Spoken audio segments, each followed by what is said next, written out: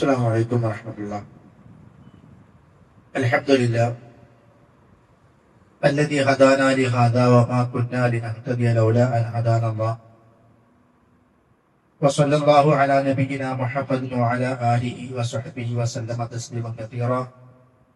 أما بعد فاتقوا الله عباد الله. اللهم علمنا ما ينفعنا وانفعنا بما علمتنا وزدنا علما. പ്രിയമുള്ള സഹോദരന്മാരെ, സഹോദരികളെ, അല്ലാഹുവിന്റെ മഹത്തായ തൗഫീഖ് കൊണ്ട് അവന്റെ ദീനുമായി ബന്ധപ്പെട്ട കാര്യങ്ങൾ പഠിക്കുവാനുള്ള അവസരം നമുക്ക് ലഭിച്ചിരിക്കുകയാണ്. അല്ലാഹുവിൽ നിന്ന് ലഭിക്കുന്ന ഏത് ജ്ഞാപകത്തുകൾക്കും നമ്മൾ അല്ലാഹുവിന് സ്തുതി പറയേണ്ടതുണ്ട്. മാത്രമല്ല, കഴിഞ്ഞ നമ്മുടെ ക്ലാസ്സിൽ സൂചിപ്പിച്ചതുപോലെ അല്ലാഹു സുബ്ഹാനഹു വ തആല ഏറെ ഇഷ്ടപ്പെടുന്ന ഒരു മഹനീയമായ നല്ല സദസ്യരാണ് നമ്മൾ എല്ലാവരും ഇരിക്കുന്നത്. അതിന് പ്രതിഫലവും നമുക്ക് ലഭിക്കും. അതുകൊണ്ട് തന്നെ നല്ല നിയത്തോടുകൂടി എല്ലാവരും ആയിരിക്കണമെന്ന് ആമുഖമായി ഉണർത്തുകയും, ഇസ്ലാമിലെ ഇബാദത്തുകളിലെ ഏറ്റവും സുപ്രധാനമായ ഇബാദത്താണ് നമസ്കാരം. അപ്പൊ അതുമായി ബന്ധപ്പെട്ടുകൊണ്ടുള്ള വിശദമായ പഠനമാണ് ഇൻഷാ അല്ലാഹ് നമ്മൾ ആഗ്രഹിക്കുന്നത്. ആ നമസ്കാരത്തിന് മുമ്പായി അറിഞ്ഞിരിക്കേണ്ട വേറെയും ചില കാര്യങ്ങളുണ്ട്. അതിൽപ്പെട്ട ഒന്നാണ് ത്വഹാറത്ത്. ഒരു മുസ്ലിമിനെ സംബന്ധിച്ചിടത്തോളം അവൻ എപ്പോഴും ത്വാഹിറായിരിക്കണം. അപ്പോ ആ ത്വഹാറത്ത് എന്ന് പറഞ്ഞാൽ എന്താണ്? ത്വഹാറത്തിന് എതിരാവുന്ന കാര്യങ്ങൾ, എപ്പോഴൊക്കെയാണ് ത്വഹാറത്ത് ആവശ്യം വരുന്നത്, എന്തൊക്കെയാണ് നജസുകൾ തുടങ്ങിയ കർമ്മശാസ്ത്രപരമായ കാര്യങ്ങളെ കുറിച്ചാണ് ഇൻഷാ അല്ലാഹ് ആദ്യമായി നമ്മൾ അറിഞ്ഞിരിക്കണം. ത്വഹാറത്ത് നമ്മൾ പലപ്പോഴും കേൾക്കാറുണ്ട്. ഈ ത്വഹാറത്ത് കൊണ്ട് ഉദ്ദേശിക്കുന്നത് രണ്ട് തരത്തിലുള്ള ശുദ്ധീകരണമാണ്. മാലിന്യങ്ങളിൽ നിന്നുള്ള ശുദ്ധീകരണം. ആ മാലിന്യം രണ്ട് തരമാണ്. ഒന്ന് പ്രത്യക്ഷമായ മാലിന്യം, മറ്റൊന്ന് ആത്മീയമായിട്ടുള്ളത്. പ്രത്യക്ഷത്തിൽ നമ്മൾ നജസ് കാണൂല, പക്ഷെ അവിടെ നജസ് ഉണ്ട്. അതിന് മാനവി എന്നാണ് പറയാ. അപ്പൊ രണ്ട് തരത്തിലുള്ള മാലിന്യങ്ങളിൽ നിന്ന് ഒരു മുസ്ലിം എപ്പോഴും ശുദ്ധിയായിരിക്കണം. ആ രണ്ട് തരം മാലിന്യങ്ങൾ കൊണ്ട് ഉദ്ദേശിക്കുന്നത്, ഒന്നാമത്തത് പറഞ്ഞത് മാനവിയാണ്. മാനവി എന്ന് പറഞ്ഞാൽ അതുകൊണ്ട് ഉദ്ദേശിക്കുന്നത് ശിർക്ക്, അതേപോലെ കുഫർ, തിന്മകൾ. കുഫർ, ശിർക്ക്, തിന്മകൾ. തിന്മ കൊണ്ട് ഉദ്ദേശിച്ച ഹറാം. ഈ മൂന്ന് കാര്യങ്ങളിൽ നിന്നുള്ള ശുദ്ധീകരണം, അതാണ് ഏറ്റവും ആദ്യമായിട്ട് വേണ്ടത്. അപ്പൊ ശിർക്കിൽ നിന്നുള്ള, ശിർക്ക് നജസാണെന്നാണ്. ഇന്നമൽ മുശ്രിക്കൂന നജസുൻ എന്ന് ഖുർആൻ പറഞ്ഞു. മുശ്രിക്കുകൾ, ശിർക്ക് ചെയ്യുന്നവർ നജസാണ്. പക്ഷെ നമ്മൾ സാധാരണ ഒരു നജസ് ശരീരത്തിൽ ആകുന്ന പോലെ പ്രത്യക്ഷത്തിൽ കാണുന്ന നജസല്ല. അതുകൊണ്ടാണ് അതിന് മാനവികമായ നജസ് എന്ന് പറയുന്നത്. അത് ആന്തരികമായതാണ്. അപ്പോ ആ ശിർക്കിൽ നിന്ന് ഒരാള് മോചിതനാകണം, മുക്തനാകണം, ശുദ്ധിയായിരിക്കണം. പിന്നെ കുഫറിൽ നിന്ന് ശുദ്ധിയായിരിക്കണം, ഹറാമുകളിൽ നിന്നും ശുദ്ധിയായിരിക്കണം. ശിർക്കിൽ നിന്ന് ശുദ്ധിയാകേണ്ടത് തൗഹീദിലൂടെയാണ്. അപ്പൊ തൗഹീദ് ആകുന്ന ശുദ്ധിയാണ് ഒരാളിന് ഏറ്റവും ആദ്യം വേണ്ടത്. അതിനുശേഷമാണ് പിന്നെ പ്രത്യക്ഷമായ അശുദ്ധി അതിൽ നിന്ന് സുരക്ഷിതനാകണം. അപ്പൊ കുഫറിൽ നിന്ന് ശിർക്കിൽ നിന്നുള്ള ശുദ്ധീകരണം തൗഹീദിലൂടെയാണ്. കുഫറിൽ നിന്നുള്ള ശുദ്ധീകരണം ഈമാനിലൂടെയാണ്. ഹറാമുകളിൽ നിന്നുള്ള ശുദ്ധീകരണം, അതായത് തിന്മകളിൽ നിന്നുള്ള ശുദ്ധീകരണം സൽക്കർമ്മങ്ങളിലൂടെയാണ്.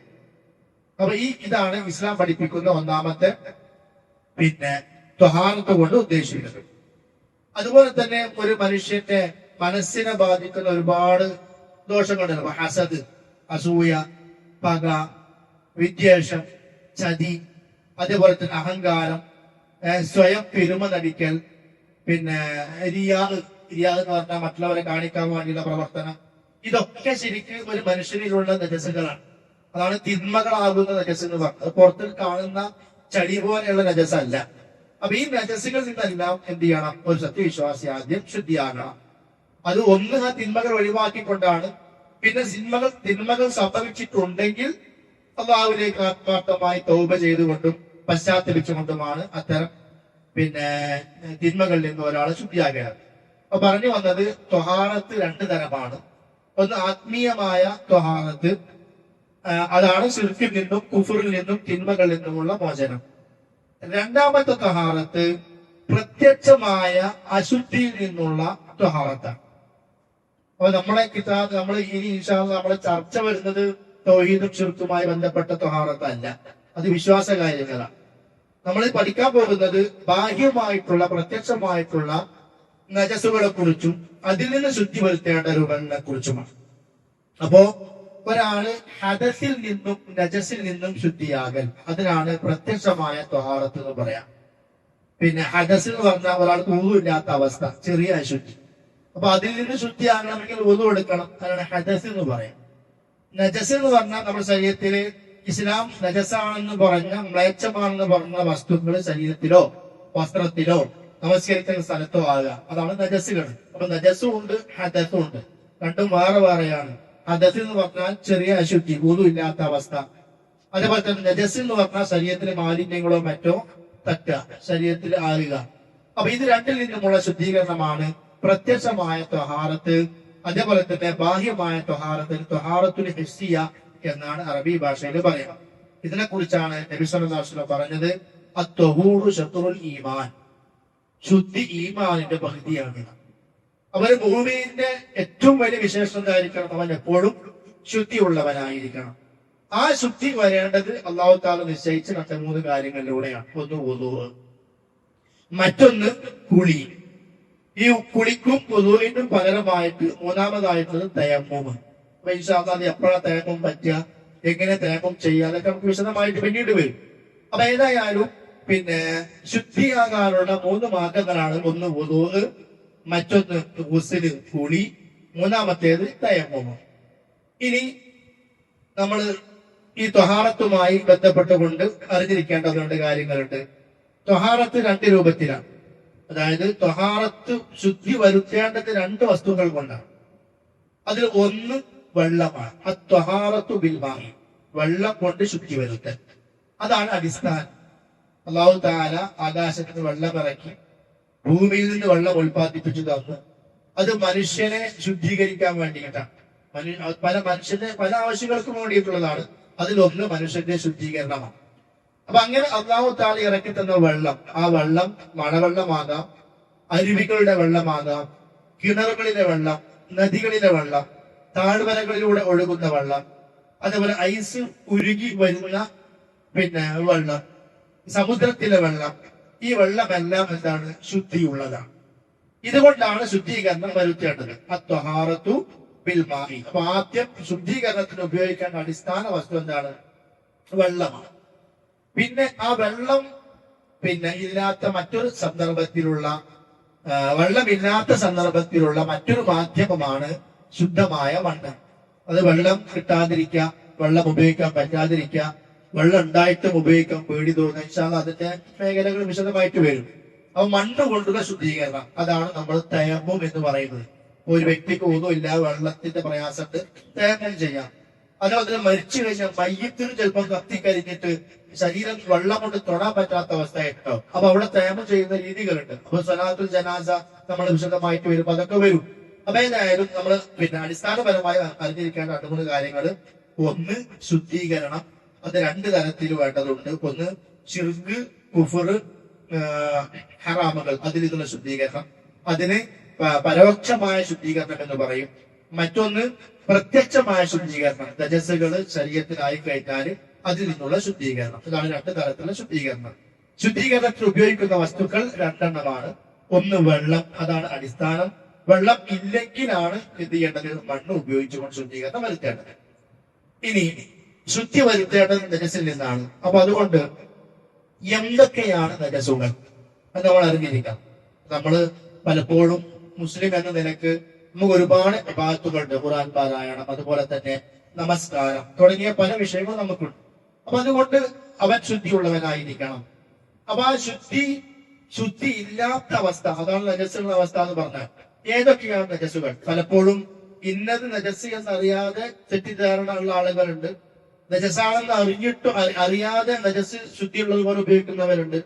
നജസ് ആവൂല ചില സംഗതികൾ ത്വാഹിറായിരിക്കും, പക്ഷെ നജസാന്ന് മനസ്സിലാക്കിയിട്ട് ചിലപ്പോ നിസ്കരിക്കാതെ നമസ്കാരം ഒഴിവാക്കുന്ന ആളുകളുണ്ട്. അപ്പൊ അതുകൊണ്ട് തന്നെ എന്തൊക്കെയാണ് നജസുകളിൽ പെടുക എന്നാണ് നമ്മൾ ആദ്യമായി അറിഞ്ഞിരിക്കേണ്ടത്. ഒന്നാമത്തത് മനുഷ്യന്റെ മൂത്രവും കാഷ്ടവും. മനുഷ്യന്റെ മൂത്രവും കാഷ്ടവും എന്താണ്? നജസുകളിൽ പെട്ടതാണ്. അത് ശരീരത്തിലോ വസ്ത്രത്തിലോ നമസ്കരിക്കുന്ന സ്ഥലത്തോ ആയിട്ടുണ്ടെങ്കിൽ എന്ത് ചെയ്യണം? ശുദ്ധീകരണം വരുത്തണം, അതിനെ ത്വാഹിറാക്കണം. എന്നിട്ട് വേണം എന്ത് ചെയ്യാന്? നമസ്കാരം നിർവഹിക്കാൻ. അപ്പൊ ഈ മനുഷ്യന്റെ മൂത്രകാഷ്ടം എന്ന് പറയുമ്പോ അതിൽ വരുന്ന മറ്റൊരു വിഷയമാണ് ഇപ്പൊ ചെറിയ കുട്ടി എന്ന് പറഞ്ഞാൽ മുലപ്പാല് മാത്രം കുടിക്കുന്ന, മറ്റു ഭക്ഷണങ്ങളൊന്നും കഴിക്കാത്ത ആൺകുട്ടിയാണെങ്കിൽ ആ ആൺകുട്ടിയുടെ വസ്ത്രം മൂത്രം നമ്മുടെ വസ്ത്രത്തിലായാൽ അത് നജസല്ല. നജസല്ല എന്ന് പറഞ്ഞാൽ കഴുകണം, വെള്ളം കുടഞ്ഞാൽ മതി.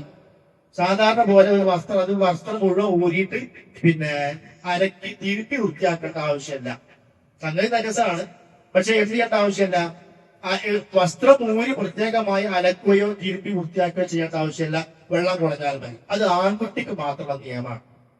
അത് ആൺകുട്ടി എപ്പോ 2 വയസ്സ് എന്ന് പറഞ്ഞാല് സാധാരണ നിലക്ക് മറ്റു ഭക്ഷണങ്ങളൊന്നും കഴിക്കാത്ത മുലപ്പാല് മാത്രം കുടിക്കുന്ന കുട്ടിയാണ്.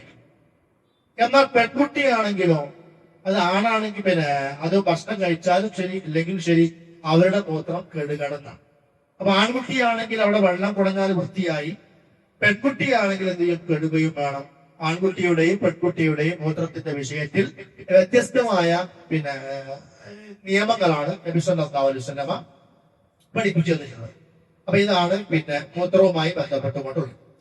ഇനി മറ്റൊന്ന്, നമ്മൾ ഭൂമിയിലൂടെ നടക്കുമ്പോ സ്വാഭാവികമായും ചെരുപ്പിന്റെ അടിയിൽ നജസ് തട്ടുക.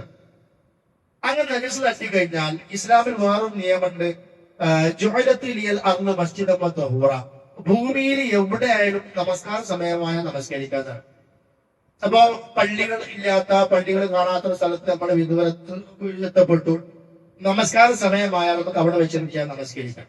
അങ്ങനെ നമസ്കരിക്കുമ്പോൾ ചെരുപ്പ് ഊരേണ്ടതില്ല, ചെരുപ്പ് ധരിച്ചുകൊണ്ട് നമസ്കരിക്കാം. അതൊരു സുന്നത്തും കൂടിയാണ്. കാരണം നബി സല്ലല്ലാഹു അലൈഹി വസല്ലം പറഞ്ഞു, നിങ്ങൾ ജൂതന്മാർക്ക് എതിര് പ്രവർത്തിക്കുക, അവർ ചെരുപ്പ് ധരിക്കാറില്ല, ചെരുപ്പ് ധരിച്ച് നമസ്കരിക്കാറില്ല, നിങ്ങൾ ചെരുപ്പ് ധരിച്ച് നമസ്കരിക്കണം. അപ്പൊ ഒരു സാഹചര്യം പള്ളിയിൽ കയറാത്ത നമ്മള് കുറെ ദൂരത്തുള്ള ഒരു കാട്ടിലോ അല്ലെങ്കിൽ പറമ്പിലോ ഒഴിഞ്ഞ സ്ഥലത്തൊക്കെ ജോലി ചെയ്യുകയാണെങ്കിൽ പണിയെടുക്കുകയാണെങ്കിൽ നമുക്ക് ഉള്ള ചെരുപ്പ് ധരിച്ചുകൊണ്ട് നമസ്കരിക്കാം. അപ്പൊ സ്വാഭാവികമായി നമ്മൾ നടക്കുന്നിടത്തുള്ള ഏതെങ്കിലും നജസ് ചെരുപ്പിനടിയിൽ പറ്റിയിട്ടുണ്ടാവും.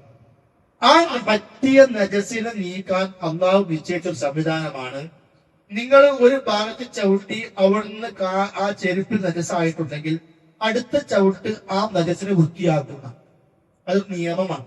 നമ്മൾ അതിനെ ഉൾക്കൊള്ളണം, അംഗീകരിക്കുകയും വേണം. അത് അങ്ങനെ നിയമമായി അള്ളാഹുവിന്റെ പ്രവാചകൻ പഠിപ്പിച്ചതാണ്. ഇതാ അഹദുക്കും അലൈഹി അതാ, നിങ്ങള് ചെരുപ്പ് കൊണ്ട് മാലിന്യത്തിൽ ചവിട്ടിക്കഴിഞ്ഞാൽ മണ്ണ് അതിന്റെ ശുദ്ധിയാണ് എന്ന് പറഞ്ഞാൽ ആ ചെരുപ്പ് കൊണ്ട് നിങ്ങൾ നജസില്ലാത്തടത്തോടെ നടന്നാൽ അത് ശുദ്ധിയായിട്ട് അതിനെ പരിഗണിക്കണം എന്നാണ്. എന്നിട്ട് നിങ്ങൾക്ക് വേണമെങ്കിൽ എന്ത് ചെയ്യാം? ആ ചെരുപ്പ് ധരിച്ചുകൊണ്ട് നമസ്കാരം നിർവഹിക്കാം. ഇത് ചെരുപ്പിന്റെ വിഷയത്തിൽ നബി സല്ലല്ലാഹു അലൈഹി വസല്ലം പറഞ്ഞ ശുദ്ധീകരണത്തിന്റെ കാര്യമാണ്. അതല്ലെങ്കിൽ നമ്മൾ മണ്ണിൽ ആ ചെരുപ്പ് ഇട്ടിട്ടൊന്നും വരുന്നത്, അതൊക്കെ വെള്ളം കൊണ്ട് തന്നെ വൃത്തിയാക്കണമെന്നില്ല, മണ്ണിൽ ചെരുപ്പിട്ട് വരഞ്ഞ് വൃത്തിയാക്കിയാലും അത് ശുദ്ധിയായിട്ട് പരിഗണിക്കപ്പെടും. അതുപോലെ മറ്റൊന്നാണ് ഈ സ്ത്രീകളുടെ വസ്ത്രത്തിന്റെ അടിഭാഗം. അപ്പൊ അത് പറയുമ്പോ നമ്മൾ ആദ്യം മനസ്സിലാക്കേണ്ട കാര്യം, സ്ത്രീകളുടെ വസ്ത്രം ഒരിക്കലും നെരിയാണിക്ക് മുകളിൽ ഉയരാനുള്ളതല്ല. അവരുടെ വസ്ത്രം നെരിയാണിക്ക് താഴെ വരണം. അപ്പൊ നമ്മള് സ്കൂളിലേക്കും അതേപോലെ കോളേജുകളിലേക്കും പോകുന്ന നമ്മുടെ മക്കളുടെ പാന്റ് വസ്ത്രമൊക്കെ പറഞ്ഞാൽ പലപ്പോഴും നെരിയാണിക്ക് മുകളിലാണ്. ആൺകുട്ടികൾ എങ്ങനെ വസ്ത്രം ധരിക്കണോ ആ രൂപത്തിൽ അപ്പൊ പെൺകുട്ടികളുടെ വസ്ത്രമുള്ളതാണ്. ഒരിക്കലും പെൺകുട്ടികളുടെ വസ്ത്രം നെരിയാണി മറയാത്തതാകരുത്. നെരിയാണി മറഞ്ഞ് താഴോട്ട് വരണം, കാലം മുഴുവൻ മറയണമെന്നാണ്. കാരണം അത് മറത്ത് പുല്ലുഹ ഔറ, അതിന് കാണാം. സ്ത്രീ എന്ന് പറഞ്ഞാൽ മുഴുവൻ ഔറത്താണ്. അപ്പൊ സ്ത്രീ അവളുടെ വസ്ത്രം ആ നിലക്ക് താഴോട്ട് ഇടുമ്പോൾ ആ ഭാഗത്തിന് ഹദീസിന്റെ ഭാഷയിൽ ദൈല് എന്ന് പറയാം. ദൈല് എന്ന് പറഞ്ഞാൽ വാലുക, അറ്റം. അപ്പൊ സ്ത്രീകളുടെ വസ്ത്രത്തിന്റെ അറ്റഭാഗം അത് നടക്കുമ്പോ മണ്ണ് തട്ടി അല്ലെങ്കിൽ നജസ്സിന്റെ അടുത്ത് കൂടെ നടക്കുമ്പോ സ്വാഭാവികമായിട്ടും ആ വക്ക് തട്ടുമ്പോ അവിടെ എന്ത് വരും? നജസ് വരും. അങ്ങനെ നജസ്സായി കഴിഞ്ഞാൽ നമസ്കരിക്കാൻ വേണ്ടി പിന്നെ ആ വസ്ത്രം മാറ്റേണ്ട ആവശ്യമില്ല. എന്ത് ചെയ്താൽ മതി? നബി സല്ലല്ലാഹു അലൈഹി വസല്ലം പറഞ്ഞത്, നിങ്ങൾ ആ വസ്ത്രം കൊണ്ട് ഇങ്ങനെ നടക്കുമ്പോ ഒരു ഭാഗത്ത് നിന്ന് ചെളി, മണ്ണല്ല, മണ്ണ് നജസല്ല, പിന്നെ നജസായിട്ടുള്ള മൂത്രമോ അതല്ലെങ്കിൽ മറ്റു നജസായി പറയപ്പെട്ട വസ്തുക്കളോ പറ്റിയിട്ടുണ്ടെങ്കിൽ ആ നടത്തത്തിലൂടെ വീണ്ടും ആ വസ്ത്രം മണ്ണിൽ തട്ടുക. അങ്ങനെ വീണ്ടും അത് മണ്ണിൽ തട്ടുമ്പോൾ അവിടെ എന്ത് വരുന്നു? സ്വാഭാവികമായി ശുദ്ധീകരണം വരുന്നു എന്നാണ്. അത് ഇസ്ലാം നിശ്ചയിച്ച അന്ന് നിശ്ചയിച്ച ഒരു പ്രകൃതിയുടെ നിയമമാണ്. അപ്പൊ അത്തരം നിയമങ്ങളെ നമ്മൾ എന്ത് ചെയ്യണം? ആ നിലത്തിൽ തന്നെ കാണണം. അതായത് പിന്നെ ഹദീസിൽ കാണാം, ഒരു സ്ത്രീയുടെ വസ്ത്രത്തിന്റെ ഏറ്റവും അടിഭാഗത്ത് എവിടെ നിന്നെങ്കിലും നജസ് പറ്റിക്കഴിഞ്ഞാൽ അവൾ വീണ്ടും നടക്കുകയാണെങ്കിൽ ആ നജസ് തട്ടിയ വസ്ത്രത്തിന്റെ ഭാഗം നിലത്ത് തട്ടുമ്പോൾ ശേഷമുള്ള അവളുടെ നടത്തം അതിനെ ശുദ്ധീകരിക്കും. അപ്പോ വസ്ത്രത്തിന്റെ അടിഭാഗത്ത് അങ്ങനെ വല്ലതും ആയി കഴിഞ്ഞാൽ അവൾ നടന്നുകൊണ്ടിരിക്കുമ്പോൾ നിലത്ത് തട്ടുന്ന വസ്ത്രത്തിന്റെ ഭാഗം ആ തട്ടലിലൂടെ അവിടെ ശുദ്ധീകരണം നടക്കുന്നുണ്ട് എന്ന് നബി സല്ലല്ലാഹു അലൈഹി വസല്ലം പഠിപ്പിക്കുന്നു. ഇതൊരു സ്വഹാബി വനിത നബി സല്ലല്ലാഹു അലൈഹി വസല്ലമയോട് ചോദിച്ച ചോദ്യത്തിന് മറുപടി പറഞ്ഞു കൊടുത്ത വിഷയമാണ്. അതുപോലെ തന്നെ പിന്നെ നിലത്ത്, ഇനി നജസിന്റെ മറ്റൊരു ഇനം പറയാം, നിലത്ത്, അതേപോലെ തന്നെ വിരിപ്പിൽ, അവിടെയെല്ലാം പിന്നെ മൂത്രമോ കാഷ്ടമോ ആയിക്കഴിഞ്ഞാൽ അത് വൃത്തിയാക്കേണ്ട രീതിയാണ് അവിടെ വെള്ളം ഒഴിക്കുക എന്ന്. വെള്ളം നിലത്ത് പിന്നെ നമ്മൾ വെറുതെ വെള്ളം കുളഞ്ഞാൽ പോരാ. നമ്മൾ നേരത്തെ പറഞ്ഞല്ലോ, ആൺകുട്ടികള് ചെറിയ മക്കളാണ്, ഭക്ഷണം കഴിക്കാത്ത കുട്ടികളാണെങ്കിൽ വസ്ത്രത്തിൽ മൂത്രമായ വെള്ളം കുളഞ്ഞാൽ മതി. എന്നാൽ നിലത്ത് ഈ കുട്ടിയുടേതല്ലാത്ത മറ്റു മൂത്രങ്ങൾ നിലത്തായി കഴിഞ്ഞാൽ അവിടെ എന്ത് ചെയ്യണം? വെള്ളം ഒഴിച്ച് കഴുകണം. അവിടെ കൂടുതൽ വെള്ളം ഒഴിക്കണമെന്നാണ്. അതുകൊണ്ടാണ് പള്ളിയിൽ പിന്നെ മൂത്രം ഒഴിച്ച ഒരു ആറാബി വന്നുകൊണ്ട് പള്ളിയിൽ മൂത്രം ഒഴിച്ചു. അപ്പോ നബി സല്ലല്ലാഹു അലൈഹി വസല്ലമ സ്വഹാബികളോട് പറഞ്ഞു, അവിടെ നിങ്ങൾ വെള്ളം ഒഴിക്കുക എന്ന് പറഞ്ഞു.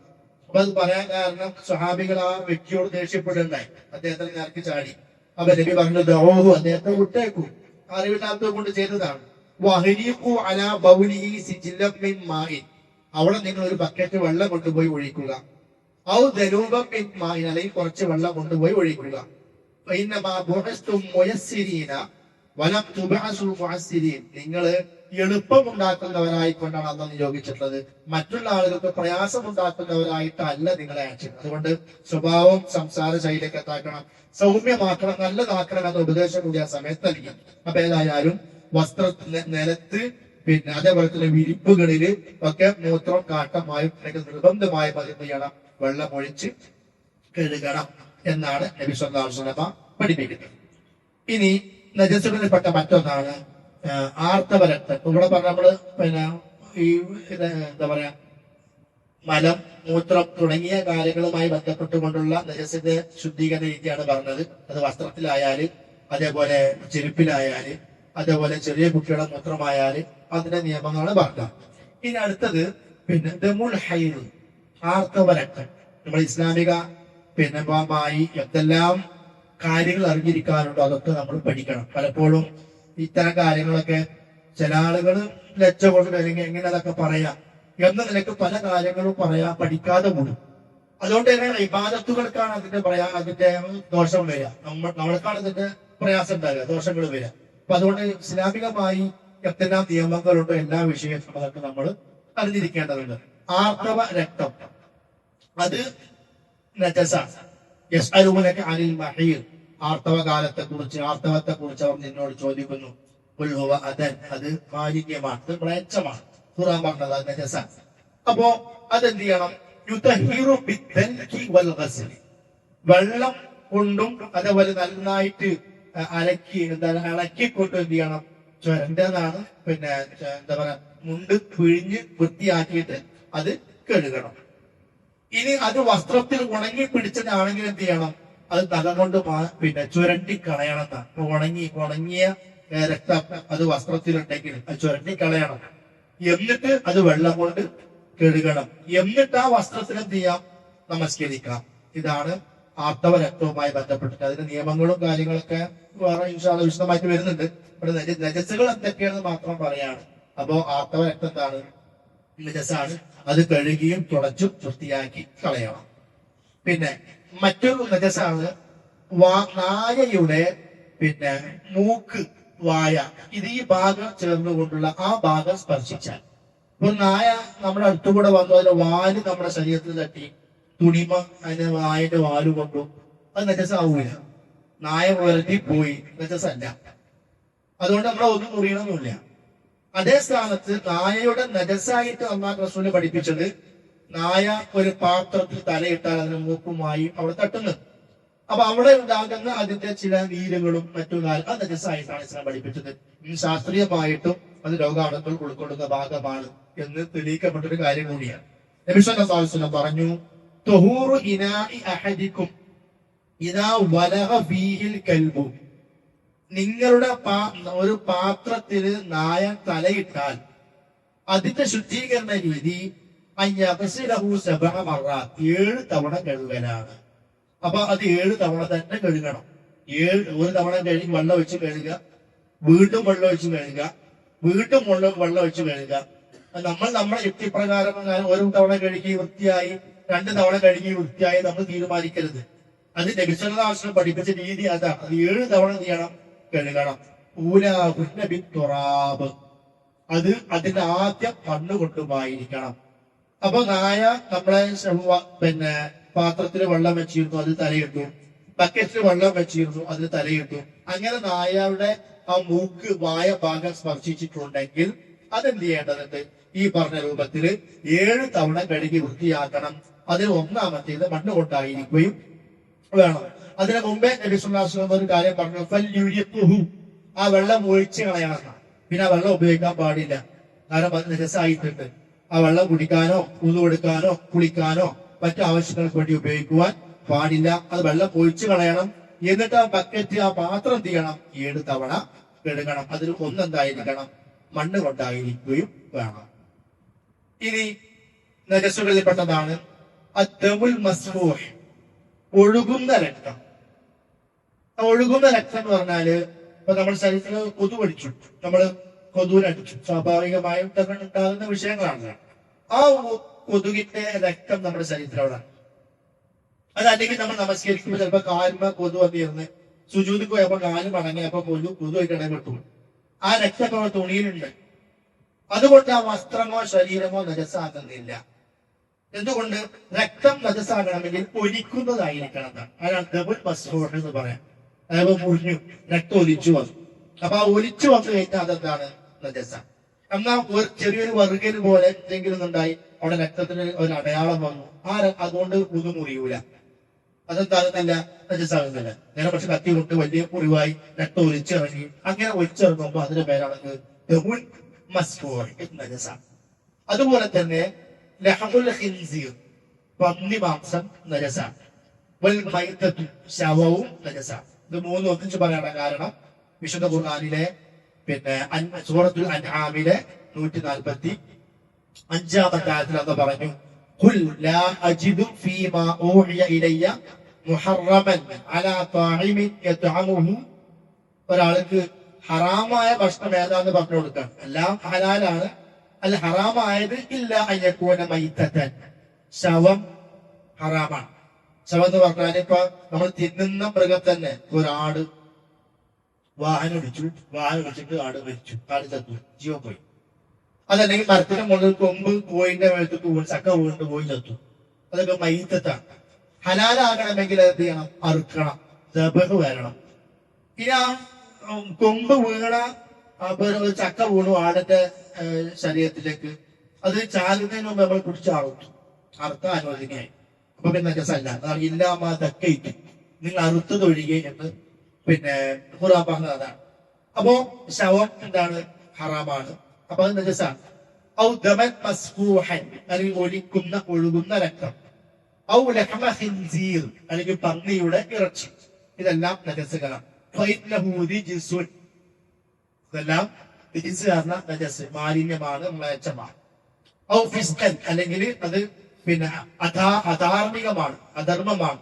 അത് അള്ളാഹു താല അനുവദിച്ചതിൽ പെട്ട കാര്യങ്ങളല്ല എന്നർത്ഥം. അപ്പോ ഇത്തരം കാര്യങ്ങളും ഇതിൽ വരും, നജസിൽ വരും. ഇനി ഒരു ജീവിയുടെ തൊലി, ഏത് ജീവി, നമുക്ക് തിന്നൽ അനുവദനീയമായിട്ടുള്ള മൃഗങ്ങളുടെ തൊലി, ആ തൊലിയും തിന്നൽ അനുവദനീയമല്ലാത്ത മൃഗങ്ങളുടെ തൊലിയും രണ്ടും നജസാണ്.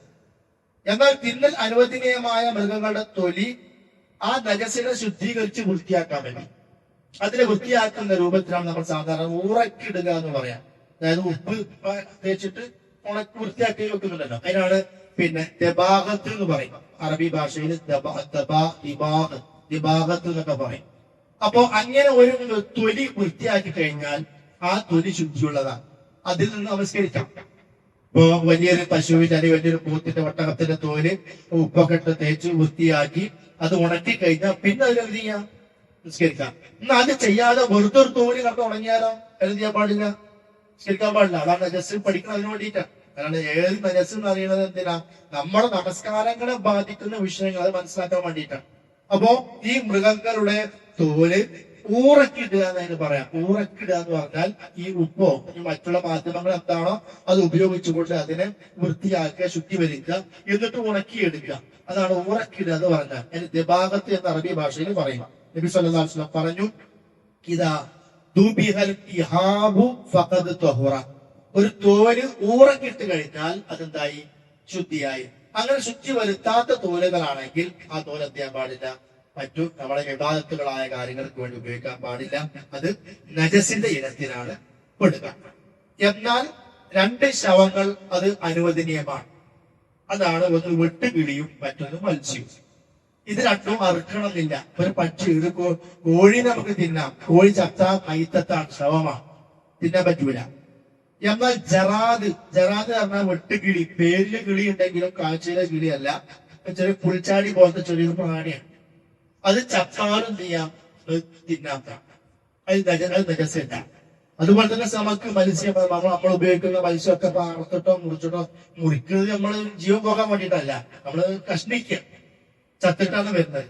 അതുകൊണ്ട് തന്നെ അള്ളാഹു താല അനുവദിച്ചൊരു കാര്യമാണ് ഈ രണ്ട് കാര്യം. ഇത് രണ്ടും എന്തല്ല, ഇതിന്റെ ശവം നജസല്ല. ഒന്ന് വെട്ടുകിളിയാണ്, മറ്റൊന്ന്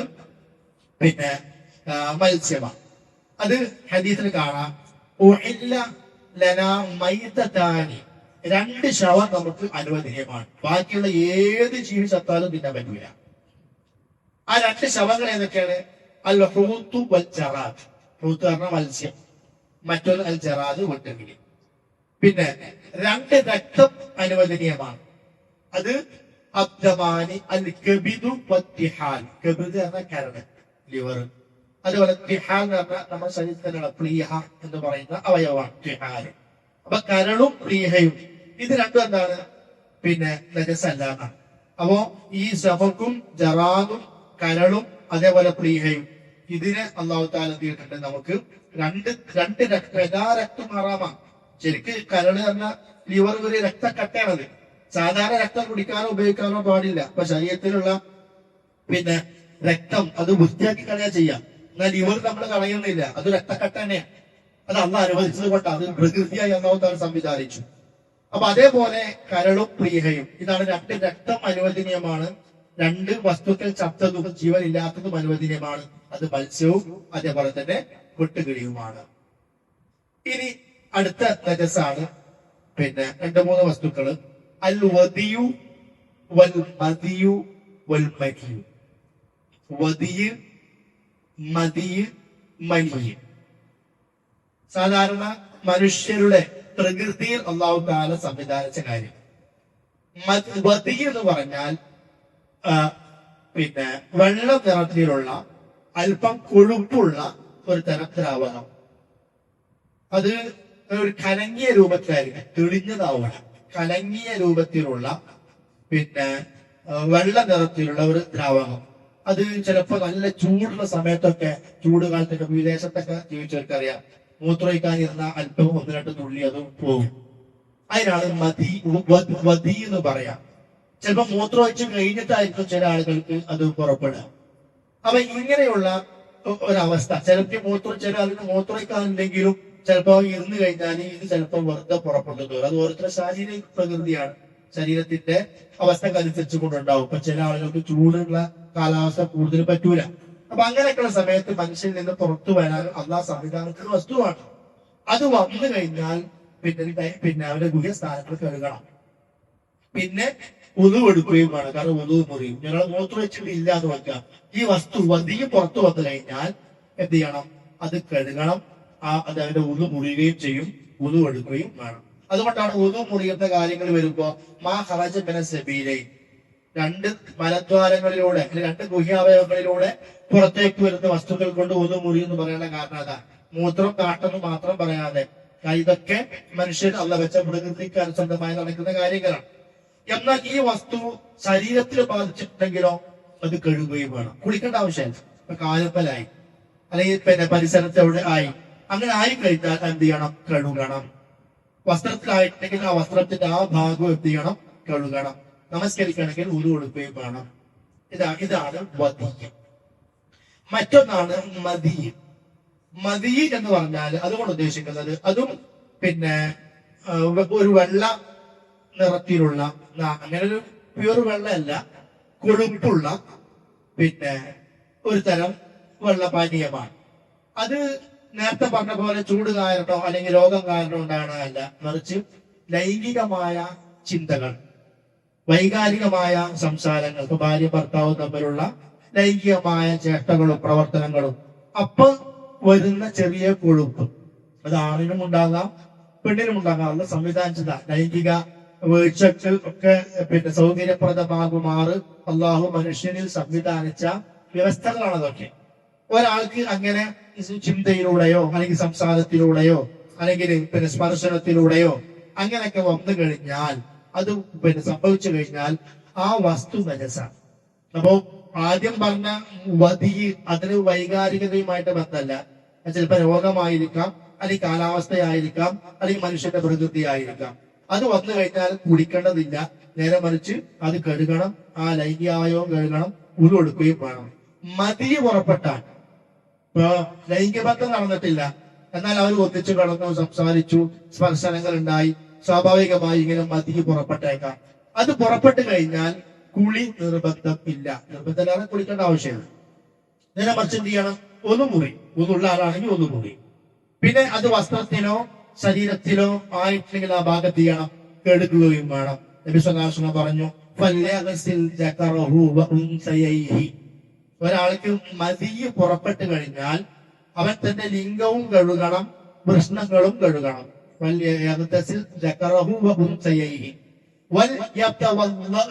അവൻ ഉദു എടുക്കുകയും വേണം. നമസ്കാരത്തിന് ഉദു എടുക്കുന്നത് പോലെ. അപ്പൊ ശരീരത്തിലായിട്ടുണ്ടെങ്കിലോ ആ ഭാഗം കഴുകണം. കുളിയില്ല, ഇല്ലാതെ കുളിക്കാൻ പാടില്ല എന്നല്ല, അത് വന്നതുകൊണ്ട് കുളിക്കേണ്ട ആവശ്യം ഇല്ല. വസ്ത്രത്തിലോ മറ്റോ ആയിട്ടുണ്ടെങ്കിൽ ആ ഭാഗത്ത് വേണം, കഴുകുകയും വേണം. സഹീലുബിനും ഹുനൈഫ റളിയല്ലാഹു അൻഹുവിന്റെ ഒരു വിശദമായ ഹദീസിലെ വിഷയങ്ങൾ കാണാൻ സാധിക്കും. അപ്പൊ മനുഷ്യരിൽ നിന്ന് പുറപ്പെടുന്ന മലവും മൂത്രവും അല്ലാത്ത മറ്റു രണ്ട് കാര്യങ്ങളാണ്. ഒന്ന് വദിക്ക്, മറ്റൊന്ന് മതി. ഈ ഒരു കാര്യം കൂടി, ഇത് രണ്ടും, ഈ വസ്തുക്കൾ രണ്ടും എന്തല്ല, ഈ രണ്ട് വസ്തുക്കളും നജസാണ്. ഈ വസ്തു എന്താണ്? നജസാണ്. ഇനി മൂന്നാമത്തതാണ് മനിയ്. മനിയ് എന്ന് പറഞ്ഞാൽ ലൈംഗിക വീഴ്ചയിലൂടെ പുറത്തേക്ക് വരുന്ന, പിന്നെ കുതിച്ചു വരുന്ന, തെറിച്ചു വരുന്നതാണ്. ഈ മറ്റേ ആദ്യം പറഞ്ഞ മതിയിലും വതിയിലും തെറിക്കലില്ല. എന്നാൽ മനിയിൽ എന്തുണ്ട്? നമ്മൾ ഇന്ദ്രിയ എന്ന് പറയാറുണ്ടല്ലോ, ശുക്ലം എന്ന് പറയും, അത് തെറിച്ചു വരുന്നതാണ്. അതുകൊണ്ട് അല്ലാഹു കുതിച്ചു ചാടുന്ന, തെറിച്ചു വീഴുന്ന വെള്ളത്തിൽ നിന്ന് നിങ്ങളെ നാം സൃഷ്ടിച്ചു എന്ന് അള്ളാഹു താല പരിചയപ്പെടുത്തിയത് കൊണ്ടാണ്. അത് വന്നു കഴിഞ്ഞാൽ കുളി നിർബന്ധമാണ്. അത് പുറപ്പെട്ടു കഴിഞ്ഞാൽ കുളി നിർബന്ധമാണ്. പക്ഷെ ആ വസ്തു നജസാണ്. മനി എന്ന വസ്തു തന്നെ നജസല്ല. വന്നു കഴിഞ്ഞാൽ കുളി എന്താണ്? നിർബന്ധം. നേരത്തെ പറഞ്ഞ മതിയും നജസ, വസ്തു നജസ. എന്നാൽ മനി എന്ന വസ്തു എന്തല്ല? നജസല്ല. എന്ന് പറഞ്ഞാൽ ഒരാളുടെ തുണിയില് ഇപ്പൊ മനി ആയി, അയാള് അത് ശ്രദ്ധിച്ചില്ല, കണ്ടില്ല. ഉണങ്ങിയതിനു ശേഷം പിന്നെ ഒരിക്കൽ നമസ്കരിക്കാൻ വേണ്ട തുണി എടുത്തപ്പോൾ അത് കാണുന്നത്, ആ തുണി കഴുകണമെന്നില്ല, ഇത് മതിച്ച് വരത്തി കളഞ്ഞാൽ മതിയതാണ്. കാരണം ആ വസ്തു എന്തല്ല? നജസായിട്ട് പരിഗണിക്കപ്പെടുകയില്ല. അതാണ് നബി സല്ലല്ലാഹു അലൈഹി വസല്ലമയുടെ ഹദീസിലൂടെ കാണുക. അപ്പൊ പച്ചയായ അവസ്ഥയിലാണ് വസ്ത്രത്തിലുള്ളതെങ്കിൽ എന്ത് ചെയ്യണം? കഴുകണം. ഇനി അല്ലാതെ ഉണങ്ങിയ അവസ്ഥയിലാണ് കാണുന്നതെങ്കിലോ അത് പിന്നെ വിരല് കൊണ്ടോ മറ്റോ ചുരണ്ടി കളഞ്ഞാൽ മതി. ആയിഷ റളിയല്ലാഹു അൻഹയുടെ ഒരു ഹദീസിൽ നമുക്ക് ആ വിഷയം കാണുവാൻ സാധിക്കും. മാത്രമല്ല ആയിഷ റളിയല്ലാഹു പറയുന്നുണ്ട്, വഇന്നീ ലഅഹുക്കുഹു, ഞാനത് ചുരണ്ടി കളഞ്ഞിട്ടുണ്ട്, മിൻ സൗബി റസൂലില്ലാഹി സ്വല്ലല്ലാഹു അലൈഹി വസല്ലം, നബി സല്ലല്ലാഹു അലൈഹി വസല്ലമയുടെ വസ്ത്രത്തിൽ നിന്ന്, യാബിസൻ, ഉണങ്ങിയ അവസ്ഥയിൽ, ബിദുഫ്രി, എന്ന നഖം കൊണ്ട്. അപ്പൊ നഖം ഉപയോഗിച്ചുകൊണ്ട് മനി അത് ഉണങ്ങിയതിന് ശേഷം, അത് ഉണങ്ങാൻ താത്തുന്നതല്ല, ഉണങ്ങിയതിന് ശേഷം കണ്ടപ്പോ അങ്ങനെ കണ്ടതാണ്, വൃത്തിയാക്കിയതാണ്. ഈ പച്ചയായ അവസ്ഥയിൽ കാണുകയാണെങ്കിലോ അപ്പൊ ആ ഭാഗത്ത് ചെയ്യാം, കഴുകുകയും ചെയ്യാം. ഏതായാലും പിന്നെ എന്താ പറയാ, മനി എന്ന വസ്തു നജസല്ല, എന്നാൽ മതി പുറപ്പെട്ടാൽ മതി എന്താണ്? നജസാണ് എന്നാണ് നമ്മൾ മനസ്സിലാക്കേണ്ടത്. ഇനി നജസുകളുടെ ഇനത്തിൽ വരുന്ന മറ്റൊന്നാണ് ജല്ലാലത്ത്. ജല്ലാലത്ത് എന്ന് പറഞ്ഞാൽ ഈ മാലിന്യങ്ങൾ ഭക്ഷിക്കുന്ന മൃഗം, കാഷ്ടം ഭക്ഷിക്കുന്ന മൃഗങ്ങൾ, അതിനാണ് ജല്ലാലത്ത് എന്ന് പറയാം. അപ്പൊ അത്തരം മൃഗങ്ങളെ ഭക്ഷിക്കാൻ പാടില്ല. ചില കോഴികൾ ഉണ്ടാവും, എല്ലാ കോഴിയും കാഷ്ടം തിന്നണമെന്നില്ല, ചില കോഴികൾക്ക് അങ്ങനെ പ്രകൃതം. പക്ഷേ അങ്ങനെയുള്ള ജീവികളാണെങ്കിൽ തന്നെ നമുക്കത് ഉപയോഗിക്കാൻ ഇസ്ലാം വേറൊരു മാനദണ്ഡം നിശ്ചയിച്ചു വന്നിട്ടുണ്ട്. അതെന്താന്ന് വെച്ചാല്, ആ ജീവിയെ ഇപ്പൊ കാഷ്ടം, ഇപ്പൊ വീട്ടില് കുറെ കോഴികളുണ്ട്, അതിൽ 2-3 കോഴികള് കാഷ്ടം തിന്നുന്ന ശൈലിയുള്ളത്. നായന്റെ ആണെങ്കിലും ശരി, പൂച്ചയുടെ ആണെങ്കിലും ശരി, മനുഷ്യന്റെ ആണെങ്കിലും ശരി, കാഷ്ടം തിന്നുന്ന ഒരു പ്രകൃതിയുള്ള പിന്നെ ആണ് ആ കോഴിയെങ്കിൽ അതിൽ നമുക്ക് അനുവദനീയമല്ല, നമുക്ക് തിന്നാൻ പറ്റൂല. അത് തിന്നാൻ പറ്റണമെങ്കിൽ അതിന് നബി സല്ലല്ലാഹു അലൈഹി വസല്ലം നിശ്ചയിച്ച മാർഗമാണെന്ന് 3 ദിവസം അതിന് കെട്ടിയിടാം. 3 ദിവസം അതിനെ തിന്നാൻ പറ്റുള്ളൂ. എന്നിട്ട് നമുക്ക് എന്ത് ചെയ്യാം? അറുക്കാം. ഹദീസിൽ കാണാം, നഹാ റസൂലുള്ളാഹി സ്വല്ലല്ലാഹു അലൈഹി വസല്ലം, നബി സ്വല്ലല്ലാഹു അലൈഹി വസല്ലം നിരോധിച്ചു, അൻ ലുഹൂമിൽ ജല്ലാല, ജല്ലാലത്തിന്റെ മാംസം. അപ്പോ ഈ പിന്നെ ജല്ലാലത്തിന്റെ മാംസം, ജല്ലാലത്ത് പറഞ്ഞാല് ഈ മാലിന്യം അല്ലെങ്കിൽ കാഷ്ടം മറ്റൊക്കെ ഭക്ഷിക്കുന്ന പിന്നെ മൃഗങ്ങള്, പക്ഷികൾ എന്തോ ആകട്ടെ, അത് തിന്നാൻ പാടില്ല. നബി സല്ലല്ലാഹു അലൈഹി വസല്ലമ അതിനെ നിരോധിച്ചിട്ടുണ്ട്. അപ്പൊ അതിന്റെ പാലും കുടിക്കാൻ പാടില്ല. അപ്പൊ ആടാണെങ്കിൽ, അത് തിന്നുന്ന മാലിന്യം തിന്നുന്ന ആടാണെങ്കിൽ ആ ആടിന്റെ പാല് കുടിക്കാൻ പാടില്ല. അതിന്റെ പാലും അനുവദനീയമല്ല, അതിന്റെ പിന്നെ മാംസവും അനുവദനീയമല്ല. ഇനി നമുക്ക് അതിന് ആ ആടിനെ നമുക്ക് അറുത്ത് തിന്നണമെങ്കിൽ എന്ത് ചെയ്യണം? 2-3 ദിവസം ചുരുങ്ങിയത്, 3 ദിവസം കെട്ടിയിട്ടിട്ട് മാലിന്യം തിന്നാൻ വിടാതെ പിന്നെ അതിനെന്ത് ചെയ്യാൻ, പിടിച്ച് അറുത്തുകൊണ്ട് ഉപയോഗിക്കാം. അബ്ദുല്ലാഹി ബിൻ ഉമർ റളിയല്ലാഹു അൻഹുവിനെ കുറിച്ച് കാണാം, ഇദാ അറാദ അകലൽ ജല്ലാദ അഖിലൽ ജല്ലാലതി ഹബസഹാ സലാസ. അബ്ദുല്ലാഹി ബിൻ ഉമർ റളിയല്ലാഹു അൻഹു ജല്ലാലത്ത്, അതായത് കാഷ്ട പോലുള്ള മാലിന്യങ്ങൾ ഭക്ഷിക്കുന്ന കോഴിയോ മറ്റോ ഒക്കെ ആണെങ്കിൽ അതിനെ അറുക്കാനും തിന്നാനും ഉദ്ദേശിച്ചാലും 3 ദിവസം ചെയ്യും അതിനെ ബന്ധിച്ചു വെക്കാറുണ്ട് എന്ന് കാണാൻ സാധിക്കും. അതുപോലെ തന്നെ വേറെ ഹദീസിൽ കാണാൻ, നഹാ അനിൽ ജല്ലാലത്തി ഫിൽ ഇബിൽ, ഒട്ടകങ്ങളിൽ ജല്ലാലത്തുണ്ട്. അതായത് മാലിന്യം തിന്നുന്ന ഒട്ടകം. എല്ലാ ഒട്ടകത്തിന് ആയിക്കൊള്ളുന്നില്ല, ചില ഒട്ടകങ്ങൾ ചെയ്യും ഇത് തിന്നും. അങ്ങനെ തിന്നുന്നതാണെങ്കിൽ നബി നിരോധിച്ചു, അഞ്ഞർക്കബ അലിഹ, അതിന്റെ പുറത്ത് നിങ്ങൾ യാത്ര ചെയ്യരുത്. ഔ യശ്റബ മിൻ അൽബാനിഹ, അതിന്റെ പാല് നിങ്ങൾ കുടിക്കുകയും ചെയ്യരുത് എന്ന് പറഞ്ഞ ഹദീസ് കാണാൻ സാധിക്കും. അടുത്തത് നജസിൽപ്പെട്ട മറ്റൊന്നാണ് എലി, അൽ ഫഗറത്തു, എലി. എലിയെ സംബന്ധിച്ച് നബി സല്ലല്ലാഹു അലൈഹി വസല്ലം പറഞ്ഞത്, അത് വെള്ളത്തിലോ ഒരു പിന്നെ നമ്മളിപ്പോ വലിയൊരു പാത്രം ചോറുണ്ടാക്കി അല്ലെങ്കിൽ പാത്രത്തിൽ പൊടിയിട്ട് അതിന്റെ നടുവിൽ ഇങ്ങനെ എലി വീണ് കിടക്കുന്നുണ്ട്. അങ്ങനെ വീണിട്ടുണ്ടെങ്കിൽ അവിടെ അതിന്റെ ആ ബാക്കിയുള്ള അതിലുള്ള ചോറുണ്ടല്ലോ, ഭക്ഷണം, അത് തിന്നാൻ പറ്റുമോ എന്ന് സ്വഹാബത്ത് ചോദിച്ചു. സ്വഹാബത്ത് ചോദിച്ചത് വെണ്ണ, അന്ന് അവർ വെണ്ണ ഉണ്ടാക്കി വെച്ചിരുന്നു. ആ പാല് കളഞ്ഞിട്ട് വെണ്ണ ഉണ്ടാക്കി വെക്കും. ആ വെണ്ണയിൽ എലി വീണു, വലിയ പാത്രമാണ്. അങ്ങനെ എലി വീണ് കഴിഞ്ഞാൽ വസ്തു നജസാകുമോ എന്ന് ചോദിച്ചു. നബി സല്ലല്ലാഹു അലൈഹി വസല്ലം പറഞ്ഞു, അൽ ഖൂഹ, ആദ്യം ചെയ്യേണ്ടത് എലിനെടുത്ത് പുറത്തേക്ക് ഇടുക. വമാ ഹൗലഹ, അതിന്റെ ചുറ്റുമുള്ള ഭാഗം നിങ്ങൾ എടുത്ത് പുറത്തേക്ക് മാറ്റാം.